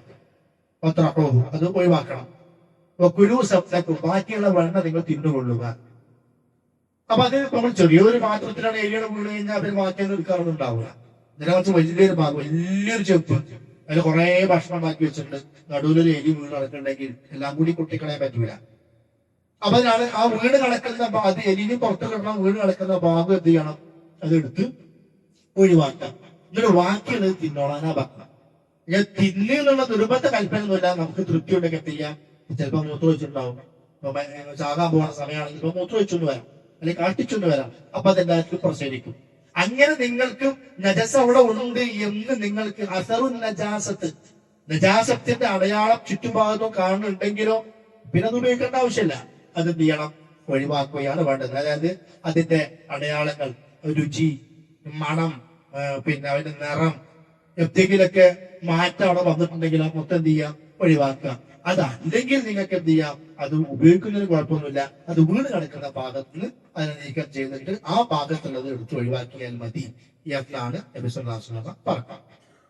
ഇനി അടുത്ത നജസ്, നജസിന്റെ ഇനങ്ങളിൽ പിന്നെ പെട്ടതാണ് ഈ ഭക്ഷിക്കൽ അനുവദനീയമല്ലാത്ത മൃഗങ്ങളുടെ മൂത്രവും കാഷ്ടം. ഭക്ഷിക്കൽ അനുവദനീയമല്ലാത്ത മൃഗങ്ങളുടെ മൂത്രവും കാഷ്ടം. പൂച്ചന്റെ മൂത്രമായ നജസ. അതുപോലെ തന്നെ നായന്റെ മൂത്രവും കാഷ്ടം. അപ്പൊ ഈ മൃഗങ്ങളെന്നെല്ലാം ഭക്ഷിക്കാൻ പറ്റുന്നതല്ല. എന്നാൽ ഭക്ഷിക്കാൻ പറ്റുന്ന മൃഗമാണെങ്കിലോ അതിന്റെ മാംസം, അല്ല അതിന്റെ രക്തവും മൂത്രവും, അതിന്റെ മൂത്രവും കാഷ്ടവും എന്തല്ല, നജസല്ല. നജസല്ല എന്ന് പറഞ്ഞാൽ അത് ഉപയോഗിക്കാൻ നല്ലതല്ല. നമസ്കാരത്തിന് അത് പ്രശ്നമല്ല. ഇപ്പൊ നമ്മുടെ വസ്ത്രത്തിൽ ആടിന്റെ മൂത്രമായി, ഒരാൾ ആടിനെ വയ്ക്കുന്ന ആളാണ്, അയാളെ വസ്ത്രത്തിൽ ചിലപ്പോ ഇപ്പൊ ആട്ടുകുട്ടിനെടുത്തു അല്ലെങ്കിൽ ആടിന്റെ അടുത്തുകൂടെ നടക്കുന്നുണ്ട്, ആടുമായിട്ട് ഇടപെടുക. മരുഭൂമിയിലൊക്കെ ആടിനെ നോക്കുന്ന ആളുകൾ, അവരെ ഇടപാടിന് അതുമായിട്ടാണ്. അങ്ങനെ ആകുമ്പോൾ സ്വാഭാവികമായിട്ടും ആടിന്റെ മൂത്രമോ മറ്റോ വസ്ത്രത്തിലുണ്ടെങ്കിൽ അത് നജസല്ല എന്ന് പറഞ്ഞാൽ ആ കാരണം പറഞ്ഞിട്ട് എത്തിക്കരുത്, നമസ്കാരം ഒഴിവാക്കരുത്. നബി സല്ലല്ലാഹു അലൈഹി വസല്ലം ആടിനെ കെട്ടുന്ന സ്ഥലത്ത് നമസ്കരിക്കാൻ അനുവാദം കൊടുത്തു. ഇതിന്റെ കാരണം ആടിന്റെ മൂത്രം നജസാണെങ്കിൽ അവിടെ നമസ്കരിക്കാനുള്ള കൽപ്പന നബി കൊടുക്കൂല. അപ്പോ ആടിന്റെ മൂത്രം എന്തല്ല, നജസല്ല. അത് എന്തുകൊണ്ടാണ്? അതിന്റെ മാംസം ഭക്ഷിക്കൽ അനുവദനീയമായതാണ്. അപ്പൊ മാംസം നമുക്ക് കഴിക്കാൻ അള്ളാഹ് അനുവദനീയമാക്കി നിശ്ചയിച്ചു തന്നിട്ടുള്ള മൃഗങ്ങൾ, ഇപ്പൊ കോഴിക്കാഷ്ടം, അത് ആയാലും വൃത്തിയാക്കണ്ട, കെടുകണ്ട, കളയണ്ട എന്നല്ല പറയണത്. അത് വസ്ത്രത്തിനായതുകൊണ്ട് നമ്മൾ നമസ്കാരത്തെ അത് ബാധിക്കൂല. വസ്ത്രം നജസായി അല്ലെങ്കിൽ നിലം നജസായി എന്ന് പറയാൻ പറ്റൂല. നേരെ മറിച്ച് സാധാരണ നിലയ്ക്ക് നമ്മൾ മാലിന്യങ്ങൾ നീക്കുന്നത് പോലെ നീക്കം ചെയ്യുമ്പോൾ അത് മറ്റൊരു വിഷയം. അപ്പൊ ഏതെങ്കിലും സന്ദർഭത്തിൽ നമ്മളെ വസ്ത്രത്തിൽ ഒരു പശുവിന്റെ മൂത്രം അല്ലെങ്കിൽ ആടിന്റെ മൂത്രം, നമ്മൾ കഴിക്കുന്ന ഇസ്ലാം അനുവദിച്ച ഏതെങ്കിലും മൃഗത്തിന്റെ മൂത്രം അല്പമായിട്ടുണ്ടെങ്കിൽ അതെന്തല്ല, നജസല്ല.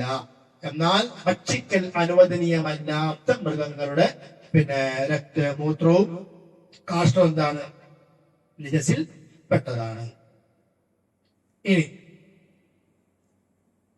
നമസ്കാരവുമായി ബന്ധപ്പെട്ടിട്ട് നജസിന്റെ, ഇപ്പൊ നമ്മൾ വസ്ത്രം, ശരീരം, നമസ്കാര സ്ഥലം തുടങ്ങിയവയൊക്കെ നജസിൽ നിന്ന് ശുദ്ധിയാകണമെന്ന് പറഞ്ഞല്ലോ. ഇനി ആ നജസിൽ നിന്ന് ശുദ്ധിയാകുന്ന ഒരു 1-2 രീതികൾ നമസ്കാരവുമായി ബന്ധപ്പെട്ടുകൊണ്ട്. അതായത് ഒരാൾ നമസ്കരിച്ചുകൊണ്ടിരിക്കുമ്പോഴാണ് കാണുന്നത് അയാളുടെ വസ്ത്രത്തിൽ നജസുണ്ട്. ഒരു റക്അത്ത് കഴിഞ്ഞതിന് ശേഷമാണ് വസ്ത്രത്തിൽ നജസ് കാണുന്നത് എങ്കിൽ, അല്ലെങ്കിൽ നജസിനെ കുറിച്ച് ഓർക്കുക, അന്ന് നജസിന്റെ വസ്ത്രത്തിലുണ്ടായിരുന്നു എന്ന് നമസ്കരിച്ചു കൊണ്ടിരിക്കെ അദ്ദേഹം ഓർക്കുകയാണെങ്കിൽ അസാലൻ നജാസത എന്ത് ചെയ്യണം, ആ നജസിനെ നീക്കം ചെയ്യണം. നമസ്കരിച്ചു കൊണ്ടിരിക്കെ തന്നെ അത് നീക്കാൻ പറ്റുമെങ്കിൽ നീക്കം ചെയ്യണം.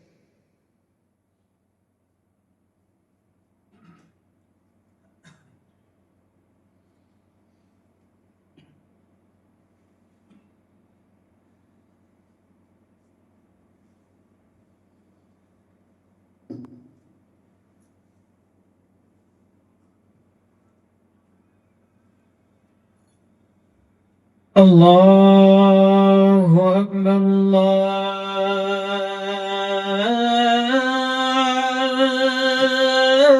الله أكبر الله أكبر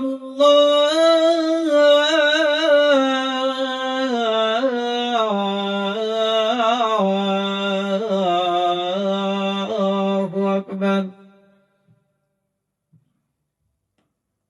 أشهد أن لا إله إلا الله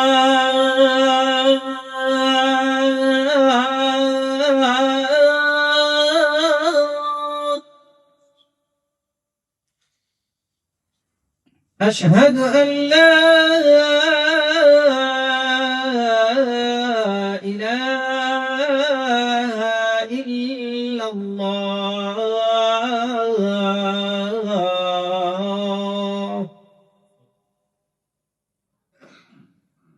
أشهد أن محمدا رسول الله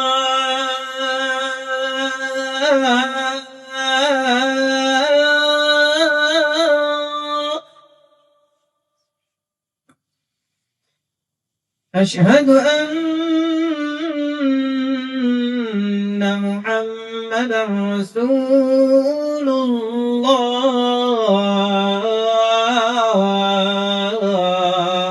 الله حي على الصلاة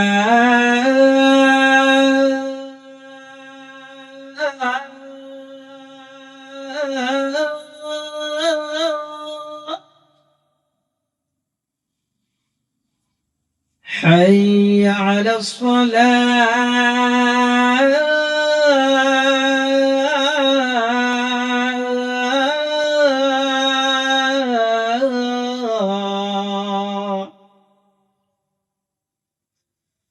حي على الفلاح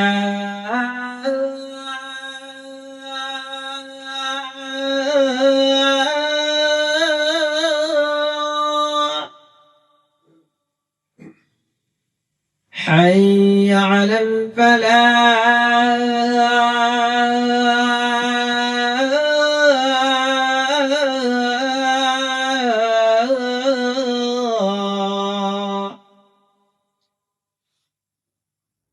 الله أكبر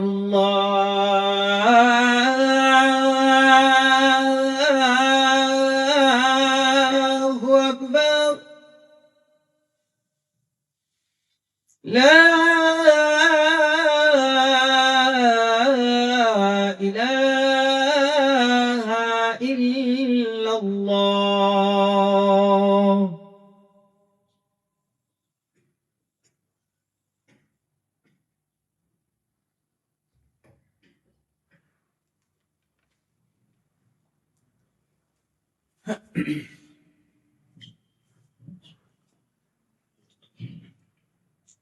നമസ്കരിച്ചുകൊണ്ടിരിക്കുമ്പോ ഒരാള് തന്റെ വസ്ത്രത്തിൽ നജസ് കാണും, നജസാണെന്ന് ബോധ്യപ്പെട്ടു.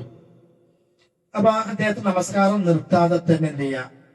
ഇപ്പൊ അത് ചിലപ്പോ ഇപ്പൊ ഷർട്ടിലാണ്, അത് ഷർട്ടോട് ഊരിവെക്കാൻ പറ്റും. അപ്പൊ കാരണം പനിയനും തുണി എടുത്ത് നമസ്കരിക്കാം. അപ്പൊ നമസ്കരിച്ചു കൊണ്ടിരിക്കുക. ഇപ്പൊ അതിനിപ്പോ രണ്ടാമത്തെ റക്അത്തിലാണെങ്കിലും ശരി, മൂന്നാമത്തെ റക്അത്തിലാണെങ്കിലും ശരി, എപ്പോഴാണോ ആ നജസിന്റെ അവസ്ഥ തന്റെ വസ്ത്രത്തിൽ കാണുന്നത്, അപ്പൊ എന്ത് ചെയ്യാം? അത് ഊരി വെക്കാൻ നമസ്കാരത്തിൽ തുടങ്ങാം. പക്ഷെ നിബന്ധന എന്താ വെച്ചാല് ഔറത്ത് വെളിവാകാൻ പാടില്ല. അങ്ങനെ ഔറത്ത് വെളിവാകുന്ന രൂപത്തിലുള്ളതാണെങ്കിൽ എന്ത് ചെയ്യണം? നമസ്കാരം നിർത്തണം. എന്നിട്ട് എന്ത് ചെയ്യണം? വസ്ത്രം മാറ്റി വേറെ വസ്ത്രം ധരിച്ച് ആദ്യം മുതൽ എന്ത് ചെയ്യണം? നമസ്കരിക്കണം. അപ്പോ നമസ്കരിച്ചു കൊണ്ടിരിക്കെ ഒരാൾക്ക് നജസ് ശരീരത്തില് വസ്ത്രത്തില് കണ്ടാൽ അത് നീക്കം ചെയ്യാൻ പറ്റുമെങ്കിൽ, ഇപ്പൊ ശരീരത്തിൽ നജസ് കണ്ടു, നമ്മൾ ഒതു എടുത്ത ഭാഗമാണ്, ഒതു അല്ലാത്തൊരു ഭാഗത്ത് നമ്മൾ നജസ് അനുഭവപ്പെടുന്ന ഓർമ്മ വരിക. അപ്പൊ നമുക്ക് തുടക്കാൻ പറ്റിയതാണെങ്കിൽ അങ്ങനെ അത്ര തുടച്ചു കൊടുത്തേക്കാം. കയ്യിൽ ടിഷ്യൂ പേപ്പർ ഉണ്ട്, ടവലുണ്ട്, തുടച്ചിട്ട് മാറ്റി വെക്കാൻ പറ്റുമെങ്കിൽ അങ്ങനെ ചെയ്യാം. ഇനി അതല്ല, അങ്ങനെ ചെയ്യാൻ പറ്റാത്ത അവസ്ഥയാണെങ്കിൽ, ശരീരത്തിന്റെ നമുക്ക് പെട്ടെന്ന് വൃത്തിയാക്കാൻ പറ്റാത്ത ഭാഗത്താണ് നജസുള്ളത്, അല്ലെങ്കിൽ വസ്ത്രം മാറ്റി കഴിഞ്ഞാൽ ഔറത്ത് ഒഴിവാകും, അങ്ങനെയൊക്കെയുള്ള സാഹചര്യമാണെങ്കിൽ അതായത് രണ്ടാമത്തെ അവസ്ഥ. ഒന്നാമത്തെ അവസ്ഥ എന്ന് പറഞ്ഞത് നമസ്കരിച്ചു കൊണ്ടിരിക്കെ തന്നെ ഔറത്ത് ഒഴിവാകാത്ത നിലക്ക് നജസുള്ള വസ്ത്രം നീക്കം ചെയ്ത് നമുക്ക് നമസ്കാരത്തിൽ തുടരാൻ പറ്റുമെങ്കിൽ അങ്ങനെ ചെയ്യാം. ആ നമസ്കാരം സ്വഹിഹാണ്. അപ്പൊ പിന്നെ ആദ്യത്തെ റക്അത്ത്, രണ്ടാമത്തെ റക്അത്താണ് നജസ് കണ്ടത്. അപ്പൊ ആദ്യത്തെ റക്അത്ത് നജസോട് കൂടിയല്ലേ നമസ്കരിച്ചത്, അത് പ്രശ്നമല്ല. അത് അവന്റെ അറിയാതെ അത് സംഭവിച്ചു പോയതാണ്, അത് അതിന് ബാധകമല്ല. ഒന്നാമത്തെ റക്അത്തും സ്വഹിഹാണ്. ഈ രണ്ടാമത്തെ അവസ്ഥയാണ് എന്ത്? നമസ്കരിച്ചു കൊണ്ടിരിക്കുന്നതിനിടയ്ക്ക് ആൾക്കാർ നജസ് നീക്കം ചെയ്യാൻ പറ്റാത്തതാണ്. കാരണം വസ്ത്രമായി ഒന്നുകിൽ വസ്ത്രം പൂർണ്ണമായിട്ട് അയച്ചു വെക്കണം, അല്ലെങ്കിൽ ആ വസ്ത്രം അയക്കുമ്പോൾ അവർക്ക് വെളിവാകും, അതല്ലെങ്കിൽ നജസ് ശരീരത്തിൽ വൃത്തിയാക്കാനും തുടക്കാനും പറ്റാത്ത ഭാഗത്താണ്. അങ്ങനെയൊക്കെയാണെങ്കിൽ നമസ്കാരം നിർത്തണം. ആ നജസാണെന്ന് അറിഞ്ഞിട്ട് പെരുന്ന് ചെയ്യാൻ പാടില്ല, നിസ്കരിച്ചുകൊണ്ടിരിക്കാൻ പാടില്ല. കാരണം നമസ്കാരത്തിന് ഷർത്താണ് ശുദ്ധി വരുത്തുക എന്നുള്ളത്. അപ്പൊ അവൻ നമസ്കാരത്തിൽ പിരിഞ്ഞ് അവൻ തന്റെ നജസിനെ നീക്കം ചെയ്ത് ശുദ്ധി വരുത്തി പിന്നെ വന്നിട്ട് എന്ത് ചെയ്യണം? അപ്പൊ വന്നു കഴിഞ്ഞാൽ ആദ്യം മുതൽ നിസ്കരിക്കണം. രണ്ടാമത്തെ റക്അത്തിലോ മൂന്നാമത്തെ റക്അത്തിലോ നജസ് കണ്ടു എന്നതുകൊണ്ട് അവിടെ നിന്ന് പിരിഞ്ഞു പോയിട്ട് പിന്നെ വസ്ത്രം മാറ്റി വന്നിട്ട് മൂന്നാമത്തെ റക്അത്തിൽ മുതൽ നിസ്കരിക്കരുത്. ആദ്യം മുതലേ നമസ്കരിച്ച് തുടങ്ങണം. രണ്ട് രൂപം മനസ്സിലായത്. മൂന്നാമത്തൊരു ഒന്ന്, ഒരാൾ നമസ്കാരം കഴിഞ്ഞു, നമസ്കാരം കഴിഞ്ഞ് സലാം വീട്ടി കഴിഞ്ഞതിന് ശേഷം പിന്നെയാണ് വസ്ത്രത്തിന് എന്ത് കാണുന്നത്? നജസ് ഉണ്ടെന്ന് ഓർമ്മ വരുന്നത്. അത് നജസ് കാണുന്നത്. അതല്ലെങ്കിൽ നമസ്കാരം ശേഷമാണ് എന്ത് അറിഞ്ഞത്? ആ നമസ്കരിച്ച സ്ഥലത്ത് നജസ് ഉണ്ടായിരുന്നു, അല്ലെങ്കിൽ നമസ്കരിച്ച ശേഷമാണ് ശരീരത്തിൽ നജസ് ഉണ്ടായിരുന്നു. ഇത് മൂന്നുമാണല്ലോ ഇപ്പൊ വൃത്തിയാകേണ്ടത്. നമസ്കാരക്കാരന്റെ വസ്ത്രം, നമസ്കരിക്കുന്നവന്റെ ശരീരം, നമസ്കരിക്കുന്ന സ്ഥലം, ഇത് മൂന്നുമാണ് താഹിറായിരിക്കേണ്ടത്. ഈ മൂന്നിൽ ഏതെങ്കിലും ഒന്ന് നജസുണ്ടായിരുന്നു എന്ന് നമസ്കാര ശേഷം അറിഞ്ഞാൽ അവന്റെ നമസ്കാരം സ്വഹീഹാണ്. പിന്നെ നമസ്കാരം മടക്കേണ്ട ആവശ്യമില്ല. നമസ്കരിച്ച് വീട്ടിൽ പോയപ്പോൾ ഓർമ്മ വന്നു വസ്ത്രത്തിൽ നജസുണ്ടായിരുന്നു, ആ നമസ്കാരം മടക്കണ്ടെന്ന്. കാരണം ഓർമ്മയില്ലാതെ അറിവില്ലാതെ ഒരാൾ നജസ്സുള്ളത് വിട്ട് ധരിച്ച് നമസ്കരിച്ചാൽ ആ നമസ്കാരം എന്താണ്? സ്വഹീഹാണ്. അതിന് പണ്ഡിതന്മാര് തെളിവ് പറഞ്ഞത് ഒരു ഹദീസാണ്. ആ ഹദീസ് നബി സല്ലല്ലാഹു അലൈഹി വസല്ലം സഈദ് ഇബ്നുൽ ഖുദരി റളിയല്ലാഹു അബൂ സഈദ് അൽ ഖുദരി റളിയല്ലാഹു അൻഹു പറയാണ്, നബി സല്ലല്ലാഹു അലൈഹി വസല്ലം ഞങ്ങളെ ഇങ്ങോട്ട് നമസ്കരിച്ചു. അങ്ങനെ നമസ്കരിച്ച് ഫലമ്മ കാനം ഫീ ബഅദി സ്വലാത്തിഹി, നമസ്കാരം കുറെ അങ്ങോട്ട് പോയപ്പോ ഖലഅ നഅലൈഹി, നബി സല്ലല്ലാഹു അലൈഹി വസല്ലം തന്റെ രണ്ട് ചെരുപ്പ് ഊരി വെച്ചു. ഫവദഅഹുമാ അൻ യസാരി, ഊരിയിട്ട് ഇടത്തെ ഭാഗത്താണ് വെച്ചത്. ഫലമ്മ റഅ അന്നാസു ദാലിക, ഇത് ജനങ്ങൾ കണ്ടപ്പോൾ ഖലഉ നഅലഹും, അവർ അവരുടെ ചെരുപ്പുകൾ ഊരി. ഇത് നിസ്കാരത്തിന്റെ എന്തോ ഭാഗമായിട്ടാണോ, അതല്ല നബി ചെയ്തത് കൊണ്ട് ഞങ്ങളും ചെയ്യുന്ന അർത്ഥത്തിലാണോ, ഏതോ ആകാം, അവർ മൂരി വെച്ചു. ഫലമ്മ ഖളാ സ്വലാത്തഹു, നമസ്കാരം കഴിഞ്ഞപ്പോൾ ഖാല, നബി സല്ലല്ലാഹു അലൈഹി വസല്ലം ചോദിച്ചു, മാ ബാലുക്കും അൽഖൈതും നഅലക്കും, നിങ്ങൾ എന്തിനാ ചെരുപ്പ് ഊരി വെച്ചിട്ടുണ്ട് ചോദിച്ചു. അപ്പൊ അവര് പറഞ്ഞു, റഅയ്നാക അൽഖൈത നഅലൈക്, നിങ്ങൾ ഊരി വെക്കുന്നത് കണ്ടു, അൽഖൈന നഅലന, അപ്പൊ ഞങ്ങൾ ഊരി വെച്ചു. അപ്പൊ നബി സല്ലല്ലാഹു അലൈഹി വസല്ലം പറഞ്ഞു, ഇന്ന ജിബ്രീൽ അതാനി, ജിബ്രീൽ എന്റെ അടുക്കൽ വന്നു, നമസ്കരിച്ചുകൊണ്ടിരിക്കുന്നു. ഫഅഖ്ബറനി, എന്നോട് പറഞ്ഞു, അന്ന ഫീഹിമാ ഖദ്റ, അതിൽ എന്തുണ്ട്?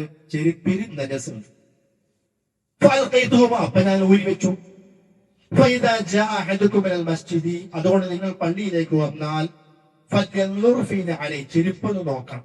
അന്നത്തെ പള്ളി എന്ന് പറഞ്ഞാൽ ഉള്ളിൽ ടൈൽസും മാർബിളൊന്നുമില്ല, മണലാണ്, മണ്ണാണ്. അപ്പൊ ചെരുപ്പോടെ തന്നെ കയറാം. ഇന്നത്തെ പള്ളിയിൽ കയറാൻ പറ്റുമൊന്നുമില്ല. എന്നാൽ ചെരുപ്പിട്ട് നമസ്കരിക്കാമെന്ന തെളിവുണ്ട് ഈ ഹദീസിലുണ്ട്. നിങ്ങൾ ചെരുപ്പിട്ട് നമസ്കരിക്കുമ്പോ ചെരുപ്പിന്റെ അടിയിൽ നോക്കണം. ഫൈൻ റഅ ഫീഹിമാ ഖദിറൻ ഔ അദൻ, അതിൽ വല്ല മാലിന്യമോ മ്ലേച്ഛതയോ കണ്ടാൽ ഫൽയംസഹുമാ, അത് തുടക്കണം, മണ്ണ് തുടച്ച് വൃത്തിയാക്കുക. വൽയുസല്ലി ഫീഹിമാ, എന്നിട്ട് അത് നമസ്കരിക്കുകയും ചെയ്യുക. ഇതൊരു ഹദീസാണ്. ഈ ഹദീസ് ഇമാം അഹ്മദ് റിപ്പോർട്ട് ചെയ്യുന്ന ഹദീസാണ്. ഒരുപാട് വിഷയങ്ങൾ പഠിക്കാനുള്ള ഹദീസാണ്. ഇത് ഒന്നെന്താ, നമുക്ക് നമ്മുടെ വിഷയം എന്താ? ഇപ്പോഴത്തെ വിഷയം എന്താ? നമസ്കാരം കുറെ കഴിഞ്ഞിട്ടാണ് ജിബ്രീൽ വരുന്നത്.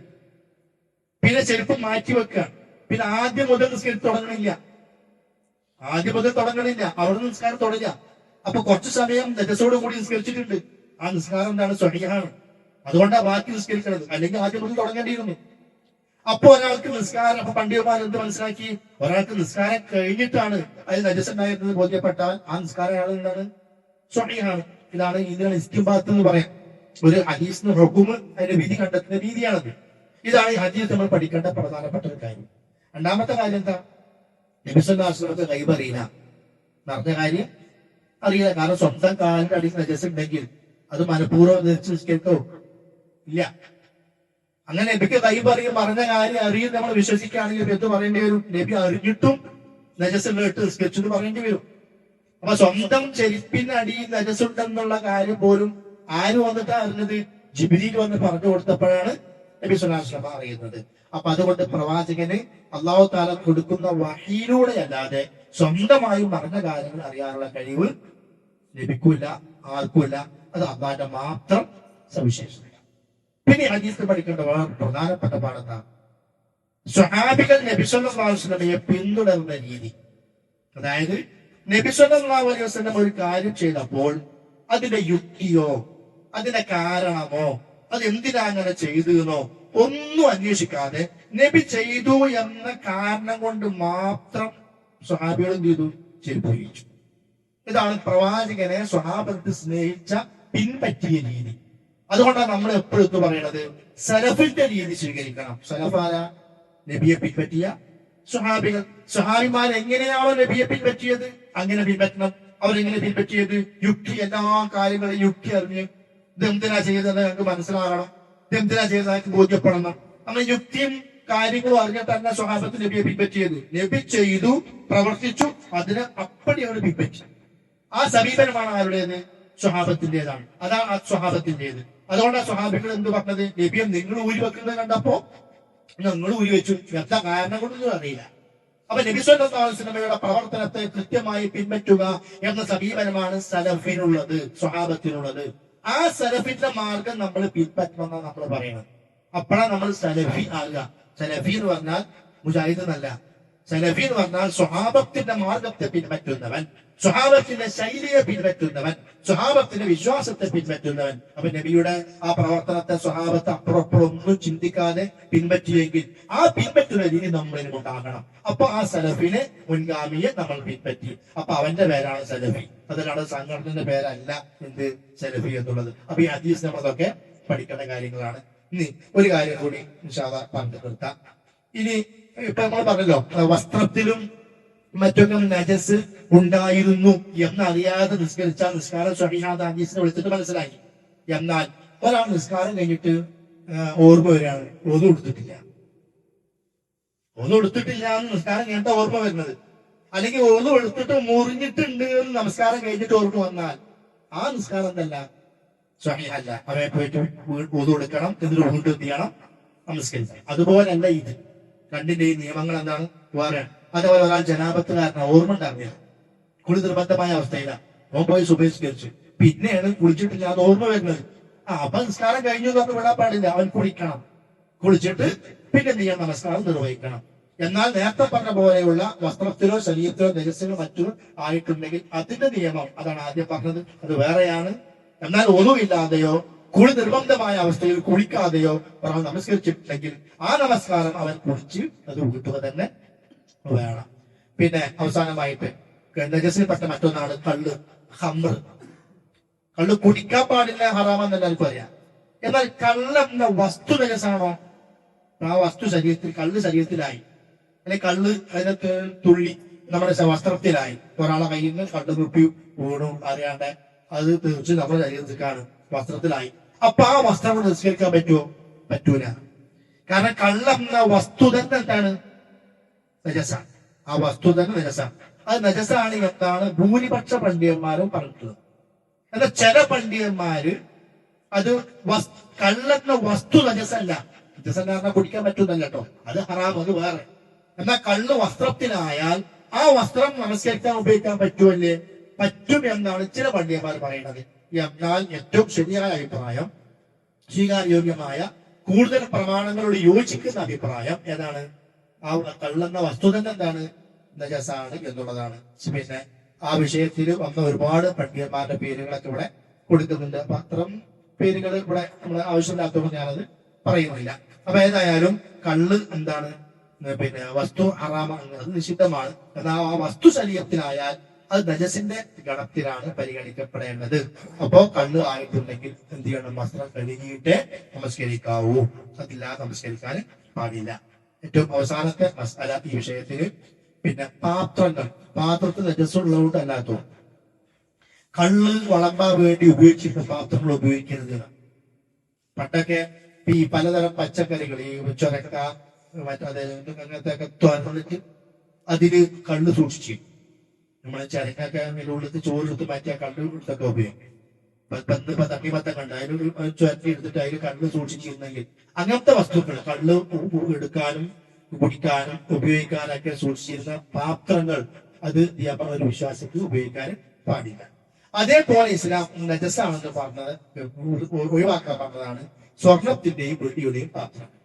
ഒരാൾക്ക് എത്ര വലിയ പണക്കാരനാണെങ്കിലും ആള് വീട്ടില് സ്വർണത്തിന്റെ കയ്യിലോ സ്വർണത്തിന്റെ ടീസ്പൂൺ സ്വർണത്തിന്റെ പാത്രം ഉപയോഗിക്കാൻ പാടില്ല. സ്വർണത്തിന്റെയും വെള്ളിയുടെയും പാത്രങ്ങളിൽ നിങ്ങൾ കുടിക്കരുത്. സ്വർണവും പറ്റൂല, വെള്ളിയും പറ്റൂല. ഇത് പാത്രത്തിന്റെ കാര്യത്തിലാട്ടോ. ആഭരണമായിട്ട് ഉപയോഗിക്കാം, അത് അനുവദനീയമാണ് സ്ത്രീകൾക്ക്. പുരുഷന്മാർക്ക് അതും അനുവദനീയമല്ല. അതിന്റെ ചഷകങ്ങളിൽ നിങ്ങൾ കുടിക്കുകയും ചെയ്യരുത്. അപ്പൊ തിന്നാനും സ്വർണ്ണപാത്രം വെള്ളിപ്പാത്രം ഉപയോഗിക്കരുത്, കുടിക്കാനും സ്വർണ്ണപാത്രവും വെള്ളിപ്പാത്രവും ഉപയോഗിക്കരുത്. അത് അവർക്ക് ഇഹലോകത്തുള്ളതാണ്. അവരെന്ന് പറഞ്ഞാൽ മുസ്ലിങ്ങളല്ലാത്ത ജൂതന്മാര് അഹ്ലുൽ കിതാബിന്റെ ആളുകൾ, അവർക്കാണ് ഇതിന്റെ കാര്യപ്പെട്ട ആളുകൾ ഉപയോഗിച്ചിരുന്നത്. അപ്പോ അവർക്കത് ഇഹലോകത്തുള്ളതാണ്. പക്ഷെ വലക്കും ഫിൽ ആഖിറ, നിങ്ങൾക്ക് പരലോകത്തുള്ളതാണ്. വിശുദ്ധ ഖുർആൻ അല്ലാഹു തആല പറഞ്ഞല്ലോ, പിന്നെ സ്വർണത്തിന്റെയും വെള്ളിയുടെയും പാത്രങ്ങൾ വയുതാഫു അലൈഹിം ബിആനിയത്തിൻ മിൻ ഫിദ്ദ വഅക്വാബി കാനത് ഖവാനീറ മിൻ ഫിദ്ദത്തിൻ ഖദ്ദറുഹാ തഖ്ദീറ. സ്വർണം പിന്നെ എന്താ പറയാ, ഗ്ലാസ് പോലെയുള്ള വെള്ളി, അത്രമാത്രം തിളങ്ങുന്നത്, അത്രമാത്രം സ്ഫുടമായത്. അപ്പൊ അതിലൊക്കെ സ്വർഗത്തില് കുടിക്കാൻ കൊടുക്കും. അതേപോലെ സ്വർണത്തെ കുറിച്ചും വെള്ളിയെ കുറിച്ചൊക്കെ പരാമർശം ഹദീസിൽ വന്നിട്ടുണ്ട്. അപ്പൊ അതാണ്, അത് നിങ്ങൾക്ക് ആഖിറത്തിലുള്ളതാണ്, മറ്റുള്ളവർക്ക് എന്താണ് ഈ ലോകത്തുള്ളതാണ്. അപ്പൊ അതും നമ്മൾ ഒരു വിശ്വാസിയെ നിനക്ക് ഒഴിവാക്കേണ്ട കാര്യങ്ങളാണ്. നമ്മുടെ 14 വിഷയങ്ങളാണ് പിന്നെ എന്താ പറയാ നജസിന്റെ ഇനങ്ങളിൽപ്പെട്ടതായിട്ട് പറഞ്ഞത്. ഇൻഷാ അല്ലാഹ് ബാക്കിയുള്ള ഭാഗം നമുക്ക് അടുത്ത ക്ലാസ്സിൽ വിശദീകരിക്കാം. അടുത്തത് വേറെ അധ്യായമാണ്. അല്ലാഹു തആല കൂടുതൽ പഠിക്കാനും അത് നമ്മുടെ ജീവിതത്തിൽ പ്രാവർത്തികമാക്കാനും ഇൽമ് ഈമാനിന്റെ വർധനവിന് കാരണമാകാനൊക്കെ അല്ലാഹു തൗഫീഖ് ചെയ്യുമാറാകട്ടെ. ربنا آتنا في الدنيا حسنة وفي الآخرة حسنة وقنا عذاب النار. وصلى الله على نبينا محمد وعلى آله وصحبه وسلم. سبحانك اللهم وبحمدك أشهد أن لا إله إلا أنت أستغفرك وأتوب إليك. السلام عليكم ورحمة الله وبركاته.